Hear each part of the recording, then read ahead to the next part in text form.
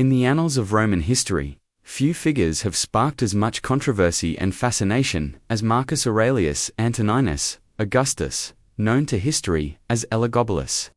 At just 14 years old, this Syrian youth ascended to the throne of the mightiest empire the world had ever known, bringing with him religious practices and personal behaviors that would shock even the cosmopolitan citizens of Rome. What followed was a 4-year reign that challenged every convention of Roman society, politics, and religion.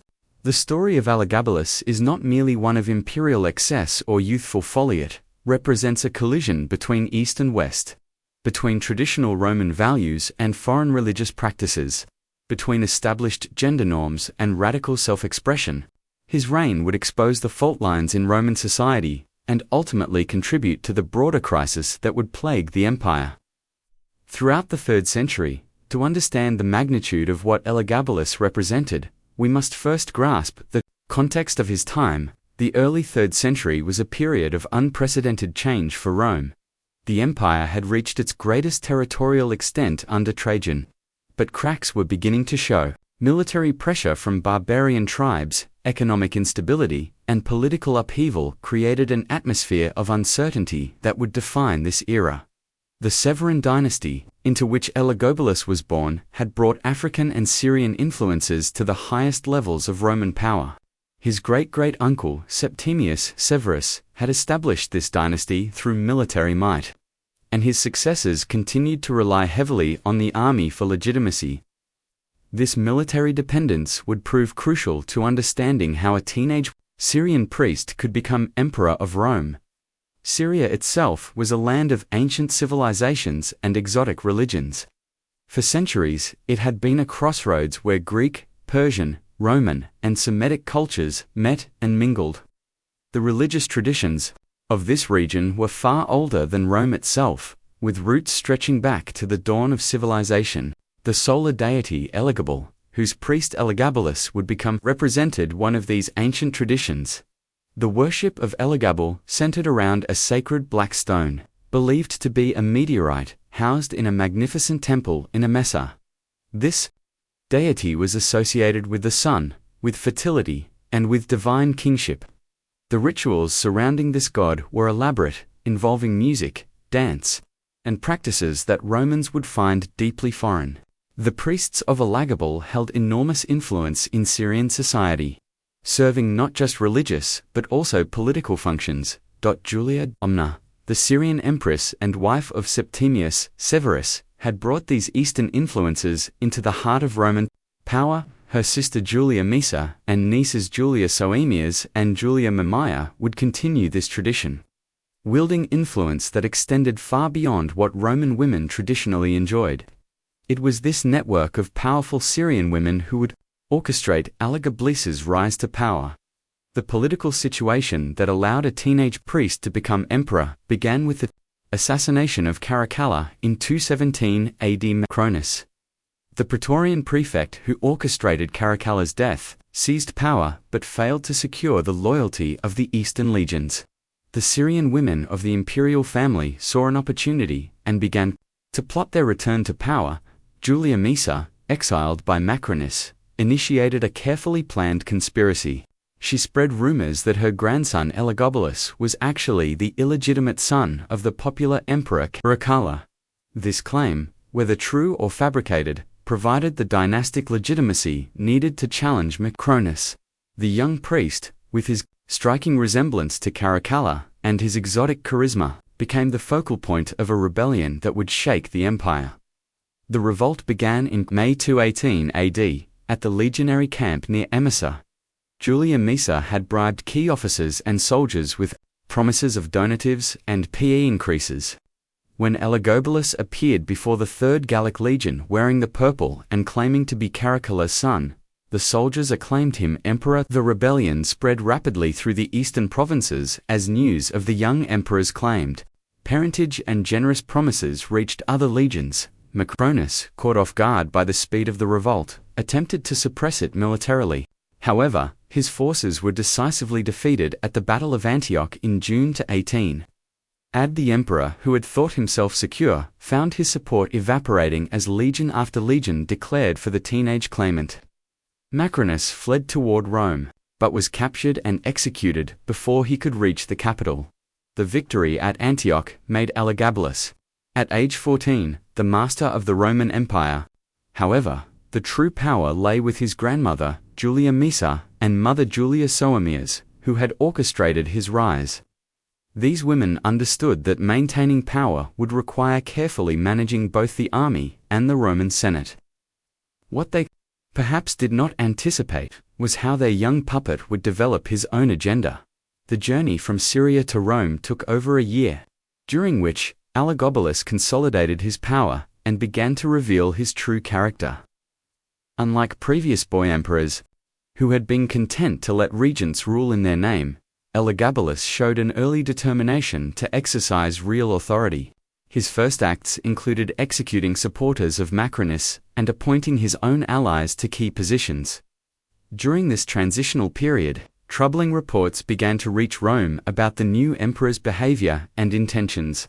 Stories spread of his exotic religious practices, his unconventional appearance, and his plans to transform Roman religion. Traditional Romans, already suspicious of Eastern influences, began to worry about what this Syrian priest-emperor would bring to their city. The entry of Elagabalus into Rome in 219 AD marked the beginning of one of the most controversial reigns in Roman history. The young emperor arrived not as a traditional Roman general celebrating a triumph, but as an Eastern potentate, surrounded by the trappings of Syrian royalty. His appearance alone shocked Roman sensibilities. He wore silk robes, elaborate makeup, and jewelry that no Roman man would be caught wearing. More alarming than his appearance was what he brought with him, the sacred black stone of Elagabalus. This meteorite, carefully transported from Emesa, was to be installed in a new temple on the Palatine Hill. For Romans, this represented an unprecedented act of religious revolution. Never before had a foreign deity been elevated to such prominence in the heart of the capital. Prominence in the heart of their empire. The religious transformation that Elagabalus initiated went far beyond simply adding another god to the Roman pantheon. He proclaimed Elagabal to be the supreme deity, superior to Jupiter himself. Traditional Roman gods were to be subordinated to this Syrian solar deity. The emperor himself would serve as the god's high priest, performing daily rituals that Romans found bizarre and disturbing. The rituals surrounding Elagabal involved elements that violated Roman religious sensibilities. Sacred music, ecstatic dancing, and elaborate processions became daily occurrences in the capital. The emperor himself participated in these ceremonies, wearing full priestly regalia, including flowing robes and a jeweled crown. To conservative Romans, these displays represented a fundamental attack on their religious traditions. The sexual and gender aspects of these religious practices proved even more controversial. The worship of Elagabal included fertility rituals and gender-fluid religious expressions that had ancient roots in Syrian tradition but were completely foreign to Roman practice. Elagabalus's own participation in these rituals, including his adoption of feminine dress and mannerisms during certain ceremonies, scandalized Roman society. The emperor's personal relationships became a source of constant gossip and outrage. His marriage to Julia Paula, a respectable Roman noblewoman, lasted less than a year before he divorced her to marry Aquilia Severa, a Vestal virgin. This union violated one of Rome's most sacred taboos, as Vestal virgins were consecrated to the goddess Vesta and bound by vows of chastity. The marriage was seen as both sacrilege and an assault on Roman religious law. Even more shocking, to Roman sensibilities, were Elagabalus's relationships with men. Historical sources, particularly Cassius Dio and the Historia Augusta, describe his marriages to male partners, including his relationship with a charioteer named Heracles, and later with an athlete named Zodicus. These relationships were conducted with the full ceremony of marriage. With Elagabalus adopting the role of wife, the emperor's gender expression became increasingly fluid and controversial. Sources describe him wearing wigs, makeup, and women's clothing. and expressing a desire to be addressed as empress rather than emperor. Some accounts suggest he sought medical procedures to alter his anatomy, offering enormous rewards to any physician who could transform him physically into a woman. While the historical accuracy of these specific claims is debated, they reflect the profound unease his behavior created. The political implications of these personal and religious changes were enormous. The Roman Senate, already suspicious of Eastern influences, found itself forced to participate in rituals they considered degrading and foreign. Senators were required to attend religious ceremonies where they witnessed practices that violated their understanding of proper Roman behavior. The emperor's disregard for Roman military traditions proved equally problematic. While previous emperors had at least maintained the pretense of martial valor, Elagabalus showed little interest in military affairs. Beyond ensuring the loyalty of the Praetorian Guard through generous donatives, his appearance at military ceremonies in Eastern dress, his lack of interest in frontier campaigns, and his elevation of civilian priests to military commands alienated the officer corps. Economic policies under Elagabalus reflected both the Syrian court's extravagance and the emperor's disconnect from Roman fiscal realities. Massive expenditures on religious ceremonies, lavish gifts to favorites, and the construction of new temples strained the imperial treasury. Traditional Roman virtues of frugality and restraint were abandoned in favor of Eastern concepts of royal magnificence. The emperor's court became a theater of excess that horrified traditional Romans. Elaborate banquets featured exotic foods, entertainment that included acts Romans considered perverted, and a level of luxury that exceeded even the notorious excesses of Caligula or Nero. The emperor himself presided over these gatherings in costumes that changed multiple times during single events. Palace intrigue reached new levels of complexity as various factions competed for influence over the young emperor. Syrian courtiers, Roman senators seeking to maintain relevance, military commanders, and religious officials all maneuvered for position. The emperor's own family members found themselves walking a delicate line between supporting his agenda and protecting their own positions. The transformation of the imperial palace into what amounted to a Syrian temple complex represented a physical manifestation of the cultural revolution Elagabalus was attempting. Traditional Roman architectural elements were supplemented or replaced with Eastern decorative schemes. The sacred stone of Elagabal was housed in a specially constructed shrine that dominated the palace. Complex. Daily life in the palace revolved around religious observances that consumed increasing amounts of time and resources. Multiple ceremonies each day required the participation of the emperor and his court. These rituals often lasted for hours and involved practices that Roman observers found exhausting and pointless. The emperor's insistence on presiding over every ceremony personally meant that state business was frequently interrupted or delayed. The psychological pressure on those forced to participate in these ceremonies was immense. Roman senators and officials found themselves required to witness and sometimes participate in rituals that violated their religious beliefs and social conditioning. Some adapted by viewing these requirements as necessary diplomatic formalities, while others began to plot resistance. Foreign diplomats and visiting dignitaries were subjected to the same ceremonial requirements, creating international incidents that damaged Rome's reputation. Traditional allies found themselves unsure how to respond to an emperor who seemed more interested in religious ritual than statecraft. Enemy nations began to view Rome as weakened by internal conflict and distracted. Leadership.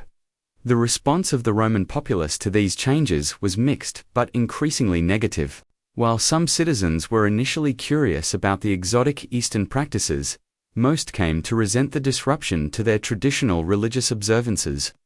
The emperor's requirement that Roman festivals be modified to honor Elagabal created widespread resentment among ordinary citizens. The gladiatorial games, a cornerstone of Roman popular entertainment, were altered to incorporate religious elements that reduced their appeal. Traditional beast hunts and combat exhibitions were replaced or supplemented with religious pageants that audiences found boring and incomprehensible. The emperor's own appearances at these events, dressed in Eastern regalia, were met with increasingly hostile reactions. Economic impacts of the reign began to affect ordinary Romans as increased taxation funded the emperor's religious projects and merchants found their businesses disrupted by frequent religious holidays and ceremonial requirements. Artisans were pressed into service, creating religious objects and decorations for endless ceremonies. The military situation deteriorated, as frontier defenses were neglected in favor of court ceremonials. Reports of barbarian incursions increased while the emperor focused on religious matters. Veteran officers began to question whether a leader more interested in priestly duties than military strategy could effectively command Rome's legions. Provincial administrations suffered as governors and administrators found themselves required to implement religious changes that local populations resisted. In some areas, particularly in the western provinces, open rebellion against imperial religious policies began to emerge. The emperor's response was typically to increase penalties for non-compliance rather than address underlying concerns. The breaking point came when Elagabalus began to interfere with traditional Roman marriage customs and family structures. His promotion of sexual practices and relationships that Romans considered deviant created a crisis of social legitimacy. When he attempted to formalize these changes through legal reforms, resistance crystallized into active opposition. Julia Maesa, the emperor's own grandmother who had orchestrated his rise to power, began to recognize that his reign threatened the dynasty's survival. Secret communications with key military commanders and senators revealed growing consensus that change was necessary. The challenge was finding a successor who could maintain Syrian influence while abandoning the most controversial aspects of Elagabalus's program. The selection of Alexander Severus, Elagabalus's cousin, as an alternative, represented a calculated attempt to preserve dynastic power while eliminating the source of controversy. Alexander was younger, more malleable, and crucially had not been associated with the religious extremism that characterized his cousin's reign. Julia Maesa began carefully cultivating support for a transition that would remove Elagabalus while maintaining family control. Military opposition to Elagabalus centered on the Praetorian Guard, whose loyalty had been maintained through generous payments but whose patience was wearing thin. The emperor's disregard for military traditions, his elevation of unqualified favorites to command positions, and his obvious lack of interest in military affairs had alienated even those who'd benefited from his largesse. The conspiracy that would end Elagabalus's reign began to take shape. In early 222 AD, key participants included his own grandmother, leading senators, Praetorian commanders, and even some court officials who had grown tired of the constant ceremonial demands. The plot required careful coordination to ensure that the transition would be swift and decisive. The psychological state of the emperor himself had become increasingly unstable as opposition to his reign mounted. Historical sources describe episodes of paranoia, rage, and irrational behavior that suggested the pressure of ruling was taking a severe toll. His response to criticism was typically to increase the severity of punishments and the frequency of religious observances. Warning signs of the coming crisis multiplied throughout the winter of 221 to 222 AD, the emperor's increasing isolation from traditional sources of support, combined with his apparent inability to recognize the depth of opposition to his policies, created a situation where violent change became almost inevitable. Even his closest supporters began to distance themselves as the political situation deteriorated. The actual assassination of Elagabalus occurred on March 11 to 22 AD. During what should have been a routine ceremony at the Praetorian camp, the emperor had gone there with his cousin Alexander Severus to address the guards, unaware that the visit was part of a carefully orchestrated plot. When he arrived, he found himself facing guards who had already declared their support for Alexander. The scene that followed was both chaotic and brutal. Elagabalus attempted to assert his authority, but found that his usual commanding presence had no effect on soldiers who had made up their minds to remove him. His attempts to flee were futile, as the conspirators had prepared for every contingency. The young emperor, who had once commanded absolute obedience, was now powerless against the very forces that had brought him to power. The killing of Elagabalus was swift but thorough. Contemporary accounts describe how the 18-year-old emperor was struck down by multiple assailants, ensuring that there could be no possibility of survival. His mother, Julia Soaemias, who had accompanied him to the camp, met the same fate. The dynasty's Syrian faction was eliminated in a matter of minutes. The disposal of the bodies represented a final act of rejection of everything Elagabalus had represented. Rather than receiving the traditional cremation and burial accorded to Roman emperors, the corpses were dragged through the streets of Rome and eventually thrown into the Tiber River. This treatment, typically reserved for common criminals and traitors, sent a clear message about how history would judge his reign. The immediate aftermath of the assassination saw a systematic erasure of Elagabalus' religious and social innovations. The sacred stone of Elagabal was returned to Syria. The temples dedicated to the Eastern deity were rededicated to traditional Roman gods, and the ceremonial requirements that had dominated court life were abandoned. Alexander Severus, guided by his mother, Julia Mamaia, and grandmother Julia Mitsa, initiated a restoration of traditional Roman practices. The damnatio memoria, imposed on Elagabalus, was comprehensive but not entirely successful. While official records were altered and inscriptions changed, the memory of his reign persisted in historical accounts and popular memory. The very extremity of his innovations ensured that they would be remembered even, if only as examples, of how not to govern Rome. The historical assessment of Elagabalus has evolved significantly over the centuries. Ancient historians like Cassius Dio and the authors of the Historia Augusta portrayed him as a monster of depravity whose reign represented everything wrong with Eastern influence on Roman culture. Medieval chroniclers largely accepted this negative assessment, adding their own moral judgments about his sexual and religious behavior. Modern scholarship has attempted to separate historical fact from ancient prejudice, recognizing that much of what we know about Elagabalus comes from sources hostile to his reign. Contemporary historians acknowledge that Roman authors were predisposed to view Eastern practices as corrupt and effeminate, making it difficult to assess the emperor's actual innovations objectively. The question of Elagabalus's gender identity has attracted particular attention from modern scholars. Some historians argue that the ancient sources describe what would today be recognized as transgender identity, making Elagabalus potentially the first transgender ruler in recorded history. Others contend that his behavior should be understood within the context of Syrian religious practices rather than modern concepts of gender identity. The religious innovations attempted by Elagabalus represent an early example of the kind of syncretistic religious experimentation that would become more common in the later Roman Empire. His attempt to create a supreme solar deity anticipated some aspects of the religious reforms later implemented by Constantine. However, his methods and timing made success impossible. The political lessons of Elagabalus's reign extend beyond questions of religious and social policy. His story illustrates the dangers of disconnection between rulers and the societies they govern. No matter how absolute a ruler's power may appear, it ultimately depends on the consent or acquiescence of key social groups. When that consent is withdrawn, even emperors are vulnerable. The role of the Syrian women in both elevating and destroying Elagabalus demonstrates the complex dynamics of power in the Roman imperial system. Julia Mace's decision to sacrifice her grandson to preserve dynastic power shows how political calculation could override family loyalty. The successful transition to Alexander Severus proved that the conspiracy had been carefully planned to minimize disruption.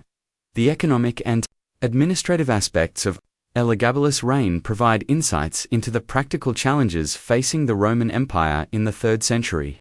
His extravagant spending and neglect of frontier defenses contributed to problems that would plague his successors. The empire's financial resources, while vast, were not unlimited, and fiscal irresponsibility had real consequences. The military dimension of the reign reveals the growing importance of the army in determining imperial succession. While traditional constitutional forms were maintained, real power increasingly rested with those who could command military loyalty. Elagabalus' neglect of military affairs ultimately proved fatal to his regime. The cultural impact of the reign extended beyond its immediate political consequences. The clash between Eastern and Western traditions that characterized Elagabalus' rule reflected broader tensions within the empire about identity and belonging. These tensions would continue to influence Roman society long after the emperor's death. The historiographical treatment of Elagabalus raises important questions about how gender nonconforming and sexually diverse historical figures have been portrayed. The hostile ancient sources may have exaggerated or distorted aspects of the emperor's behavior to make political points about Eastern influence and proper Roman values. Recent archaeological evidence from Emesa and other Syrian sites has provided new insights into the religious traditions that Elagabalus attempted to transplant to Rome. These findings suggest that his innovations were less bizarre from a Syrian perspective than Roman sources suggested, representing genuine religious practices rather than personal perversions. The psychological dimensions of Elagabalus's story continue to fascinate scholars and popular audiences. The pressures of absolute power on a teenager, combined with the cultural displacement of moving from Syria to Rome, created conditions that few individuals could have navigated successfully. His apparent inability to compromise or adapt to Roman expectations may reflect both personality traits and cultural conditioning. The legacy of Elagabalus in popular culture has been shaped largely by the sensational aspects of ancient accounts. From Renaissance paintings to modern novels and films, he has been portrayed as a symbol of decadence and sexual excess. These popular representations often tell us more about the societies that created them than about the historical emperor himself.